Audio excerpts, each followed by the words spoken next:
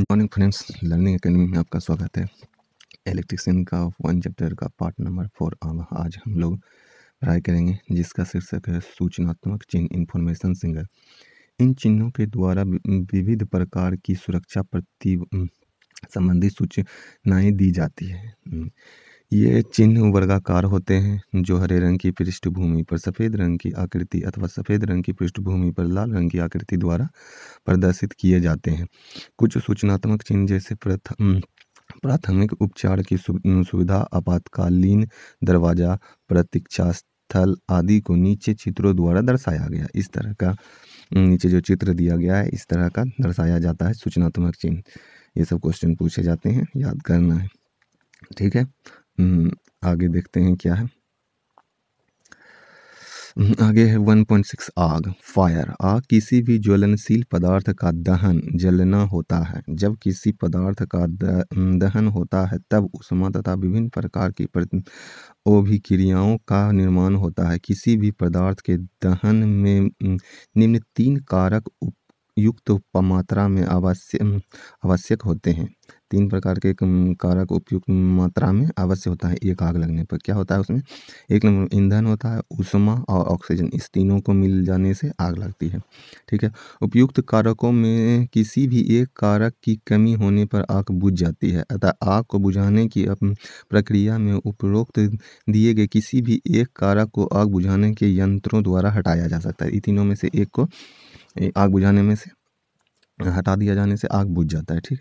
Oxygen, ऊष्मा, ईंधन, चित्र में तीनों से आग लगता है। कार्यशालाओं में आग लगने के कारण क्या होता है? आग लगने का कारण case of fire in workshop में कैसे आग लगता है? इस तीनों में लगता है तो आग लगता है, और वर्कशॉप में कैसे आग लगता है? कार्यालयों में आग लगने के कारण निम्नलिखित हैं: वैद्युतिक शॉर्ट सर्किट अथवा अत्यधिक स्पार्किंग होना। विद्युतिक शॉर्ट सर्किट से या अत्यधिक स्पार्क हो जाने से आग लग जाता है। ज्वलनशील पदार्थों की उपस्थिति, जैसे मोमबत्ती या मोबिल ऑयल, मिट्टी का तेल, diesel, petrol, LPG gas, oxygen gas के सिलेंडर आदि से आग लगते हैं, ठीक है। विस्फोटक पदार्थों की उपस्थिति होना। सर्दियों में हाथ तापने के लिए लकड़ी के टुकड़े, तेल से भींगा जूट आदि जलना। बीड़ी सिगरेट के अनबुझे टुकड़े लापरवाही इसे इधर उधर फेंक देना। ऊष्मकों में तापमान नियंत्रण की व्यवस्था न होना। ज्वलनशील पदार्थों का पृथक एवं शीतलित गोदामों में भंडारण न किया जाना, विशेषकर ग्रीष्म ऋतु में। वेल्डिंग, ग्राइंडिंग आदि की अवस्था। ज्वलनशील पदार्थों के निकट होना। ज्वलनशील गैसों को निकासी के लिए पर्याप्त वातायन व्यवस्था न होना, विशेषकर रासायनिक कार्यालयों में, ठीक है। आग के प्रकार। आग के कितने प्रकार होते हैं? Type of fire. दहन होने वाले ज्वलनशील पदार्थों के आधार पर अग्नि को विविध श्रेणियों में विभाजित किया जाता है। जो निम्न प्रकार विभिन्न श्रेणी में विभाजित किया जाता है आग को।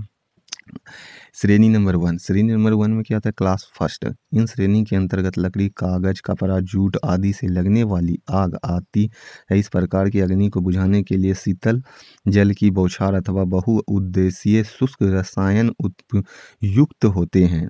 1 नंबर में क्या होता है? लकड़ी से, कपड़ा से, कागज से 1 नंबर में आग लगता है। पूछते जाता है 1 नंबर का क्या होता है? लकड़ी, कपड़ा और कागज। इसको किससे बुझाया जाता है? शीतल जल की बौछार अथवा बहुउद्देशीय शुष्क रसायन उपयुक्त होने पर, ठीक है। श्रेणी बी में किसको रखा गया है? Class B. इसके अंतर्गत ज्वलनशील द्रवों एवं ठोसों जैसे मिट्टी का तेल, डीजल, पेट्रोल आदि से लगने वाली अग्नि आती है। इस प्रकार की आग को बुझाने के लिए झाग वाले यंत्र एवं कार्बन डाइऑक्साइड CO2 वाले अग्निशामक यंत्र प्रयुक्त होते हैं, क्योंकि इस प्रकार की आग को जल की बौछार बुझाने में सक्षम नहीं होता है। क्या होता है? ये बी प्रकार के जल होता है श्रेणी नंबर 2 में। अब श्रेणी नंबर 3 में क्या कौन आता है? श्रेणी सी, अग्नि क्लास सी फायर में क्या क्या आता है। इससे के अंतर्गत सिलेंडर आदि में भरी एलपीजी गैस आदि से अगले लगने वाली अग्नि आती है। इस अग्नि के कारण विस्फोट होने की संभावना भी बनी रहती है।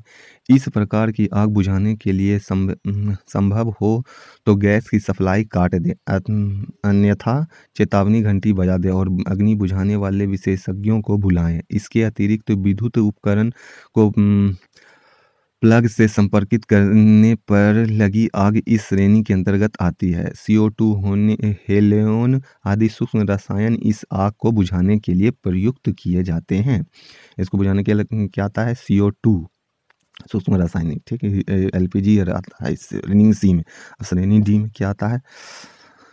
दहनशील धात्विक पदार्थों जैसे सोडियम, पोटेशियम, मैग्नीशियम, एल्युमिनियम आदि से लगने वाली अग्नि आती है। इस प्रकार की अग्नि को बुझाने के लिए कार्बन डाइऑक्साइड, CO2, सूक्ष्म चूर्ण एवं CTC प्रकार अग्निशामक यंत्र उपयुक्त होते हैं। इसके अतिरिक्त शुष्क रेत का भी प्रयोग इस उद्देश्य हेतु किया जा सकता है। आग बुझाने अग्निशामक यंत्र अथवा जल की बौछार का प्रयोग इस प्रकार की आग बुझाने के लिए करना उपयुक्त है। आग बुझाने के लिए करना उपयुक्त है। डी नंबर में अग्निशमन फायर एक्सटिंग्विशिंग में क्या आता है?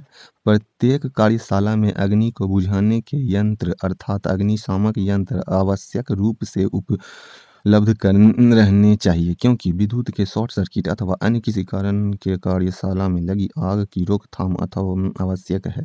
अग्नि बुझाने वाले यंत्र एवं उपकरण कार्यशाला में ऐसे स्थान पर स्थापित किए जाने चाहिए जहां से वे तुरंत ही प्रयोग किए जा सकते हैं। इससे अतिरिक्त कार्यशाला में रेत से भरी बाल्टी, पानी में भरी बाल्टियों आदि भी व्यवस्था होनी चाहिए। अग्नि का बुझाने का ये सब प्रक्रिया है, ठीक है। आगे क्या है? अग्निशामक यंत्र का कौन कौन सा है? यह एक ऐसी उपकरण होती है जिसके द्वारा जलती हुई वस्तुओं पर द्रव्य, गैस या चूर्ण का छिड़काव करके जल रही वस्तु की ऑक्सीजन की सप्लाई रोककर आग को बुझाया अथवा अग्निशमन किया जा सकता है। इसके द्वारा छिड़काव जाने वाले द्रव्य, गैस या चूर्ण स्वयं ज्वलनशील नहीं होता और ना ही ज्वलन से सहायक होता है। तीन में से एक को बुझा देता है तो वो आग बुझ जाता है। इसकी सामक है ये, ठीक है। अग्निशामक यंत्र के प्रकार। अब अग्निशामक यंत्र के कितने प्रकार होते हैं? एक नंबर में क्या होता है? जलयुक्त अग्निशामक यंत्र। इस प्रकार के यंत्र में वायु दाब के साथ जल भरा होता है। इसके लीवर को दबाने से जल की बौछार उत्पन्न होती है, जिसके द्वारा आग बुझाई जाती है। लीवर को भी छोड़ते ही जल की बौछार रुक जाती है और इस प्रकार जल आवश्यक रूप से व्यय नहीं हो पाता। इस यंत्र का उपयोग श्रेणी ए की आग को बुझाने के लिए किया जाता है। जलयुक्त अग्निशामक यंत्र की दो प्रकार विधियां क्रमशः गैस कारतूस तथा भंडारित दाब है, जिन्हें निम्न चित्रों में दर्शाया गया है। एक नंबर में जल से बुझाने वाली भंडारण को इस तरह से जल से अग्निशामक को बुझाया जाता है। अब आगे क्या?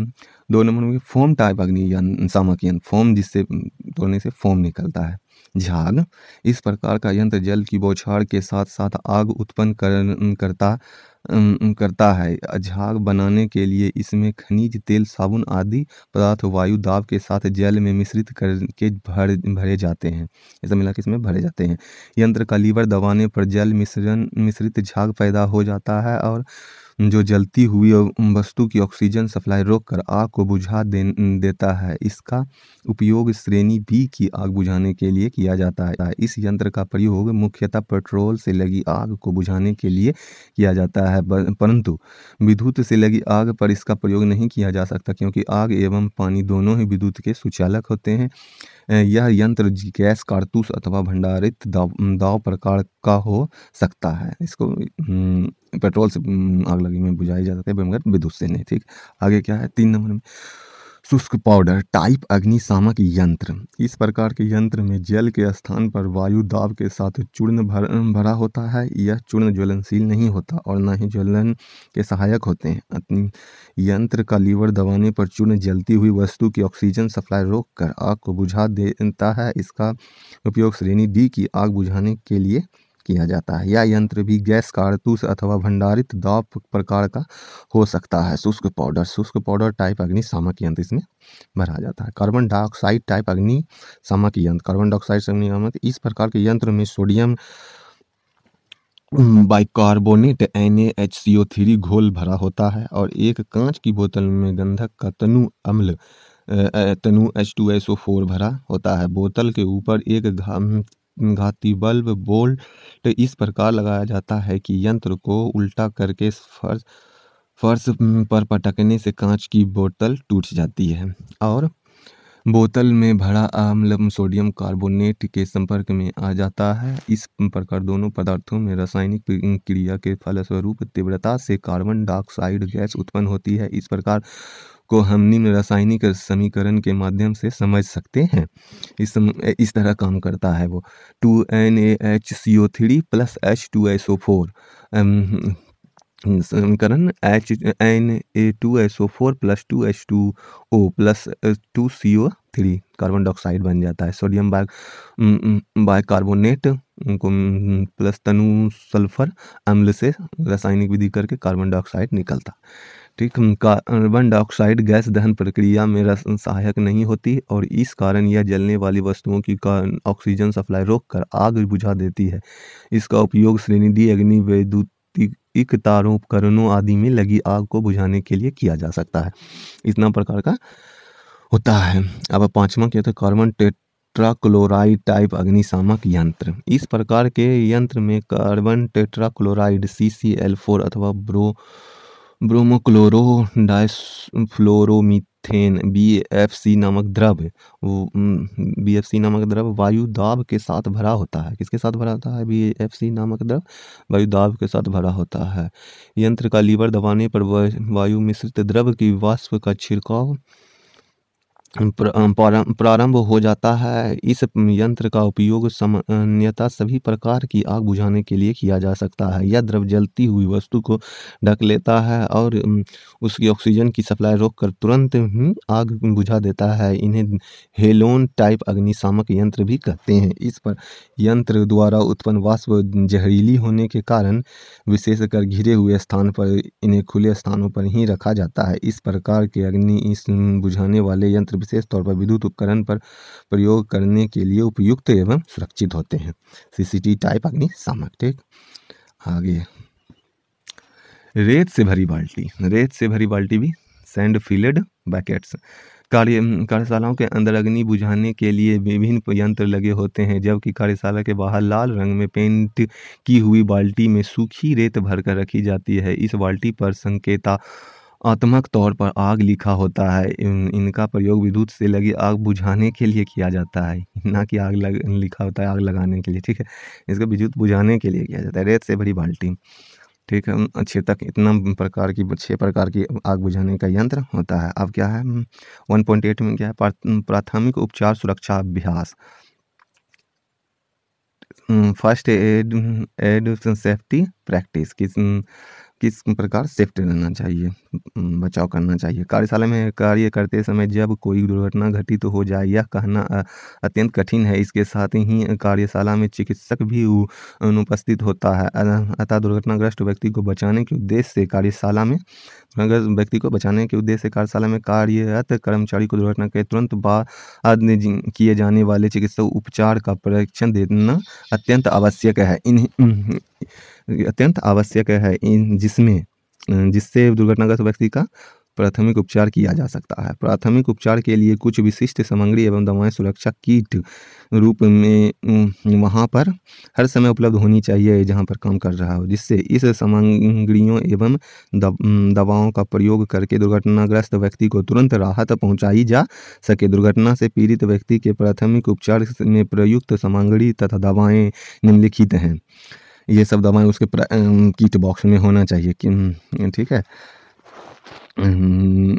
टिक्चर, आयोडीन, वर्नल, डेटॉल, बेहोशी दूर करने वाली औषधियाँ, पट्टियाँ, जालीदार कपड़ा, सेफ्टी पिन, लकड़ी की छोटी पट्टी, ग्लास, कैंची, छोटा चाकू एवं नेत्र शोध सामग्री, स्ट्रेचर आदि। ये सब मर्क्यूरी, क्रोम, टिक्चर, बेंजीन, दर्दनाशक औषधियाँ, रुई, कच्चा प्लास्टर, ड्रॉपर, स्ट्रेचर आदि, ये सब जितने भी प्रकार के छोटा छोटा होता है तुरंत उपचार करने के लिए। दुर्घटनाग्रस्त व्यक्ति का उपचार, प्राथमिक उपचार करते समय निम्नलिखित बातों का पर ध्यान भी देना आवश्यक।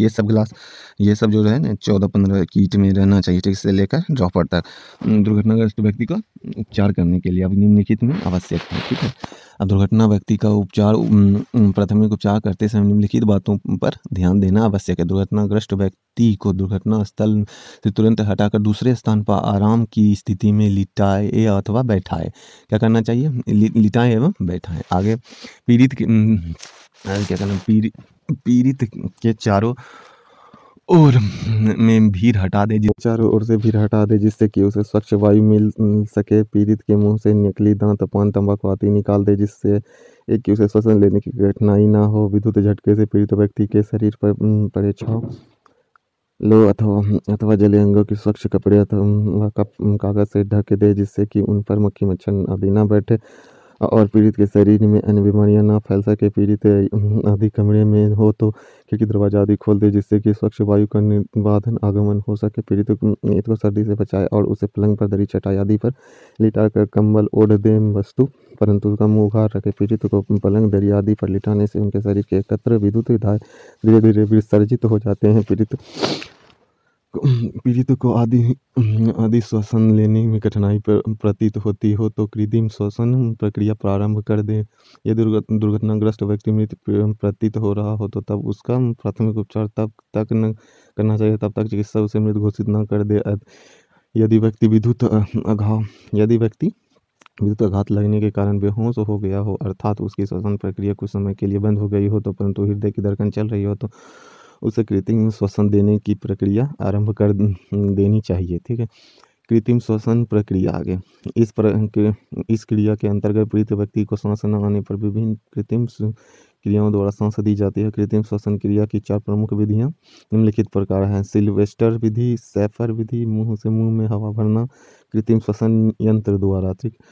1 नंबर में क्या है? सिल्वेस्टर विधि। इस विधि का प्रयोग तब किया जाता है तब पीड़ित के सीने की ओर छाले पड़े हो। इस विधि में पीड़ित को पीठ के बल लिटाया जाता है, तत्पश्चात उनकी पीठ के नीचे तकिया लगा दिया जाता है जिससे कि उसका सीना कुछ ऊपर उठा जाए और सिर कुछ नीचे हो जाता है। अब निम्नलिखित 2 स्थितियों द्वारा पीड़ित व्यक्ति के शरीर के में सांस भरने का प्रयास किया जाता है। प्रथम स्थिति, पीड़ित के सिर के पास अपने घुटने की बल बैठ जाएं। उनके दोनों हाथों की आधी मुट्ठी बांधकर हाथों की सीधा फैला दे। अब पीड़ित के दोनों हाथों के धीरे धीरे मोड़कर उसके सीने पर लाएं। नीचे चित्र में दिखाया गया है। दूसरी स्थिति, प्रथम स्थिति में अपने हाथों से पीड़ित के सीने पर कुछ दबाव लगाएं। 2-3 सेकंड बाद दबाव हटा दे और पीड़ित के हाथों को उसके सिर की ओर फैला दें और मुट्ठियां खोल दें। चित्र में जिस प्रकार दिखाया गया। उपयुक्त क्रिया को 10 से 12 बार प्रति मिनट की दर से तब तक दोहराएं जब तक कि उसकी श्वसन प्रक्रिया सामान्य न हो जाए। अब पीड़ित के सीने पर दबाव डाला जाता है तो फेफड़े के अंदर की वायु बाहर निकल जाती है और दबाव हटने से बाहर की ताज़ी हवा फेफड़ों के अंदर जाती है। इस प्रकार पीड़ित को श्वसन लेने में सहायक मिलता है, ठीक। सैफ विधि। यह विधि तब तक प्रयोग किया जाती है जब पीड़ित की पीठ पर छाले पड़े होते हैं। इस विधि में पीड़ित को पेट के बल लिटाया जाता है और जिसके सिर को किसी एक करवट कर दिया जाता है। पीड़ित के सीने के नीचे पतला तकिया रख दिया जाता है। अब निम्नलिखित 2 स्थितियों का प्रयोग कर पीड़ित व्यक्ति के शरीर में श्वसन भरने का प्रयास किया जाता है। प्रथम स्थिति, फिक्स पोजीशन। पीड़ित के घुटनों के पास अपने घुटने के बल बैठ जाए। अपने दोनों हाथ पीड़ित की पीठ पर इस प्रकार रखें कि उनके दोनों हाथों सीधे रहे और चारों उंगलियां आपस में मिली रहे तथा वे अंगूठे से समकोण बनाएं। चित्र नंबर ए में जिस प्रकार दिखाया गया है। इसके आगे जिस प्रकार चित्र नंबर ए में दिखाया गया इस प्रकार करना चाहिए। द्वितीय स्थिति में क्या करना चाहिए? इस स्थिति में आगे की ओर झुकते हुए पीड़ित की पीठ पर भार डालें। 2-3 सेकंड बाद हवा को हटा लें। दबाव को हटा लें और अपने दोनों हाथों की सीधा कर दें, जिस प्रकार चित्र में दिखाया। इस पीड़ित की पीठ पर दबाव डाला जाता है तो फेफड़े के अंदर वायु बाहर निकल जाती है और दवा हटने के बाहर की ताज़ी वायु फेफड़ों के अंदर जाती है। इस प्रकार पीड़ित को श्वसन लेने में सहायक मिलती है। तो उपयुक्त क्रियाओं को 10 से 12 बार प्रति मीटर की दर से तब तक दोहराएं जब तक कि उसकी श्वसन क्रिया समान ना हो जाए। 3 नंबर, मुँह से मुँह हवा भरना। इस विधि में पीड़ित के मुंह से सीधी हवा भरकर श्वसन क्रिया पूर्ण किया जा सकता है। इसे लावोड विधि भी कहते हैं। मुंह से मुंह हवा भरने की प्रक्रिया निम्नलिखित दो स्थितियों का उपयोग करके पूर्ण की जाती है। प्रथम स्थिति, पीड़ित की पीठ की बल लिटा दें। अब पीड़ित के पीठ के नीचे तकिया आदि लगा दें जिससे कि उसके मुंह थोड़े पीछे की ओर लटक जाए। जैसे द्वितीय स्थिति पीड़ित का मुंह अच्छी तरह साफ कर ले। अब उनके खुले मुंह पर महीन कपड़ा रखकर और एक हाथ से उनकी नाक बंद करके अपने मुंह से उसके मुंह में बलपूर्वक झटके से हवा भरे। यह ध्यान रखें कि हवा बाहर ना निकल पाया और उसके फेफड़े कुछ फूले। हवा को बाहर निकलने के लिए अपना मुंह हटा ले। उपयुक्त क्रिया 10 से 12 बार प्रति मिनट की दर से तब तक दोहराते रहें जब तक कि उनके श्वसन क्रिया समान न हो जाए। बलपूर्वक झटके से हवा भरते समय पीड़ित के फेफड़े फूलते हैं और ताज़ी हवा अंदर जाती है। मुंह हटा लेने के बाद उनके बाहर निकल जाती है। इस प्रकार पीड़ित को श्वसन लेने में सहायता मिलती है। उपयुक्त तीनों विधियों में से कि तीसरी विधि अधिक प्रचलित होती जा रही है क्योंकि यह विभिन्न तुरंत प्रभाव की जाती है जा सकती है। इसके साथ ही यह एक प्रभावशाली विधि है और इसे लंबे समय तक जारी रखने की आवश्यकता नहीं होती। तब तक प्रथम एवं द्वितीय विधि को 1 घंटे से भी अधिक समय तक जारी रखना पड़ सकता है। मुंह से मुंह हवा भरने में प्रारंभ को निम्न चित्र द्वारा दर्शाया गया है। कृत्रिम श्वसन जो बना उना के श्वसन करता है मशीनी द्वारा। कृत्रिम श्वसन यंत्र द्वारा पीड़ित व्यक्ति को सांस देने के लिए चित्र में दर्शाए गए यंत्र का प्रयोग किया जाता है। ये यंत्र है कृत्रिम प्रयोग में।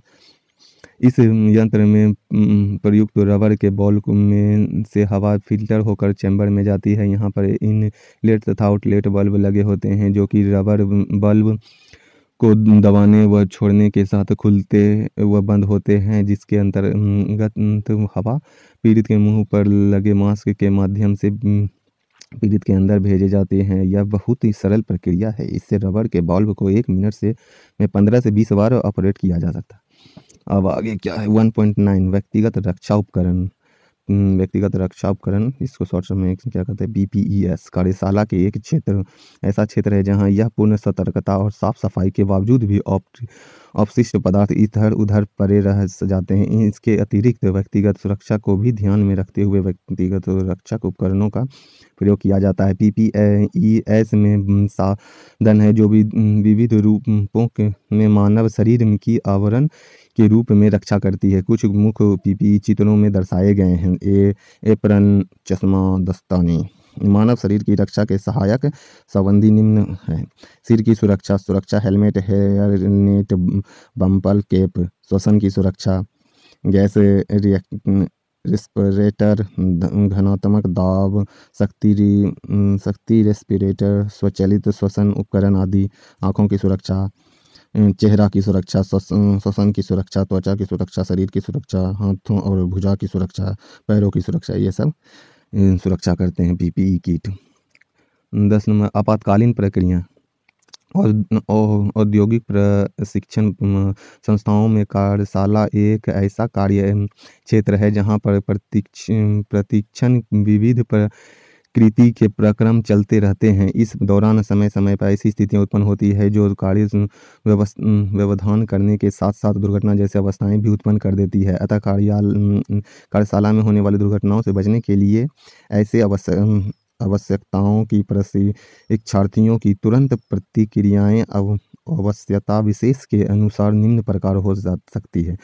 शक्ति विफलता, पावर फेल्योर। कार्य शक्ति में विद्युत शक्ति की विफलता सामान्यतः आपातकालीन स्थिति है। इस दौरान परीक्षार्थी की प्रतिक्रियाएं निम्न अनुसार होनी चाहिए। कार्यशाला में मेन स्विच को तत्काल बंद कर दें। इस आपातकालीन स्थिति के कारण के विशेष में जानने का प्रयास करें। आपातकालीन स्थिति के लिए उत्तरदायी कारण असमान होने की दशा में उनका उचित विवरण करने के उपरांत ही विद्युत उत्पन्न सुचारू करें। इन प्रतिकूल अवस्था में भी धीरज व संयम बनाए रखें। आग पकड़ना, कार्यशाला में कुछ क्रम संवेदनशील प्रक्रिया के भी होते हैं जिससे के कारण आग लग सकती है। ऐसे में परीक्षार्थी की प्रतिक्रिया निम्नानुसार होनी चाहिए। ठंडे दिमाग से कुछ क्षण आग के कारण को जानने में दे जिससे कि उपयुक्त तरीके से इस आपातकालीन स्थिति का निवारण संभव हो सके।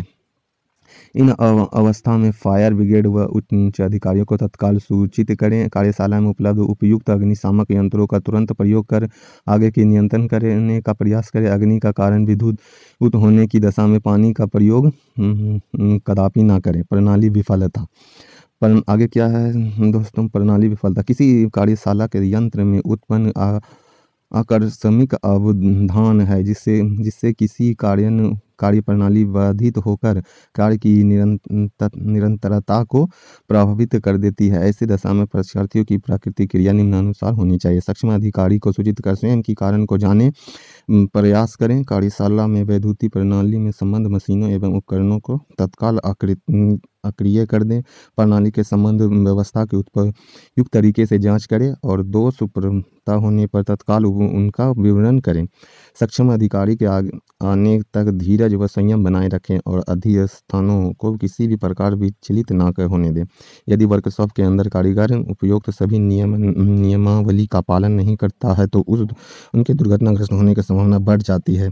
किसी दुर्घटनाग्रस्त व्यक्ति के लिए वर्कशॉप के अंदर फास्ट एवं ऑक्सीजन की व्यवस्था पहले से ही होनी चाहिए तथा दुर्घटनाग्रस्त व्यक्ति को आपातकालीन सेवा आने से पूर्व प्राथमिक उपचार अवश्य देना चाहिए। ठीक है, इतना। आगे हम लोग पढ़ेंगे लेसन नंबर 2, इलेक्ट्रिशियन थ्योरी का लेसन नंबर 2। ठीक है, थैंक